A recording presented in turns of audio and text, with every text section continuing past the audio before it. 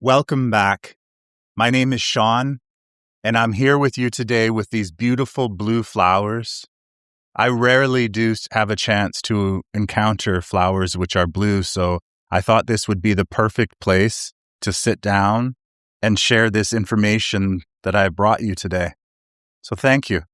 Thank you for taking the time to share this amazing macro of these beautiful blue flowers. Today, I'd like to share with you a very powerful technique called spaced repetition. Now, what is spaced repetition, you might be asking? Well, spaced repetition is reading, viewing, or experiencing content in a new unit of time. So when we read a book in a new unit of time, or we re-experience a lesson, or perhaps read a fable in a new unit of time, or even watch our favorite movie, we are experiencing that event or engaging with the book, for example, in a new unit of time, meaning that we are different than who we once were when we first watched it. Now, why is this important? Well, as I had said, when we read a book, each time that you read a book or watch a film, it's a new experience. And more importantly, you are not the same person that you once were before. Now, I've kind of written down an example for myself or for me to maybe talk about. It's the idea of our song.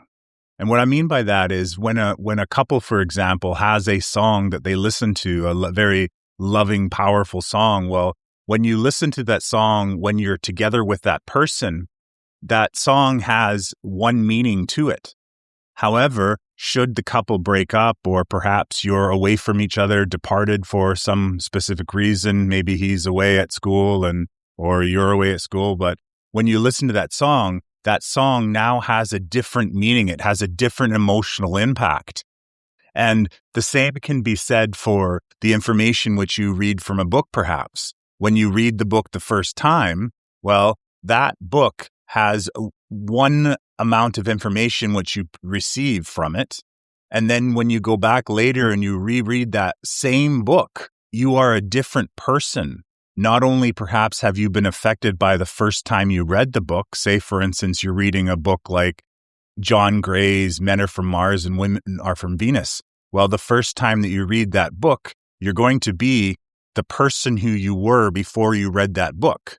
When you read that book again, well, now you have all the knowledge and wisdom that you gained from the book the first time. So when you go through reading it the second time, you will often find that there will be what we perceive as new content because the person you have become since reading the book, that person is now reading the book again. And they are gaining new insights and new wisdom from that book. And their cognitions can be even greater. You can read the same book again, and often you'll find that it feels like a whole new book. Why does this help you? Well, as I had said, our experiences affect how we perceive and what we perceive. So if we've had the experience, for instance, of reading a book, then the next time that we go to read the book, we've grown since then. If we truly connected with the book, we perhaps have grown considerably since then. So when we're reading the book again in a new unit of time, we are absorbing so much more. This can also be from an example of listening to a song. We listen to a song, and as I mentioned before about our song, that every time you listen to the song, you're in a new area, a new place, and it'll affect you a different way. For example, I watched this movie called Samadhi, and I've probably watched it and listened to it maybe over 100 times. And even now when I watch it, it feels quite unfamiliar, as if I am watching it for the first time often, although I have watched it so many times. Because every time I watch it, I'm absorbing new insights and new cognitions, and I'm seeing things that I had possibly haven't seen before. And the reason why this can happen is when you're watching something or when you're reading something, perhaps something distracts you. Or as you're reading something that's meant to enlighten you with something, that you get distracted or you begin to relate on that topic, and yet you continue reading.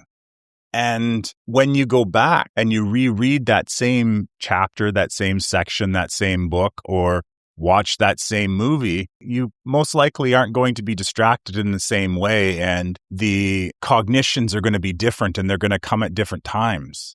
And so therefore, you're going to receive even more value from that book when it's perceived from a new version of you.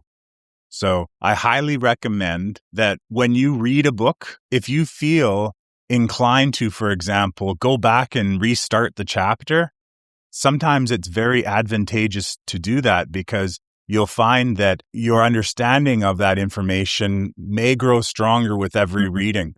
However, I would say that always trust that you gained something from the first reading and never feel obligated to go back. However, it definitely does pay dividends when you do go back and you do reread and go over things. So anyways, that's a quick understanding of spaced repetition. As I said, I've talked about it other times, but I did definitely want to nail down on it a little bit so that this powerful teaching could perhaps be utilized by a lot more people.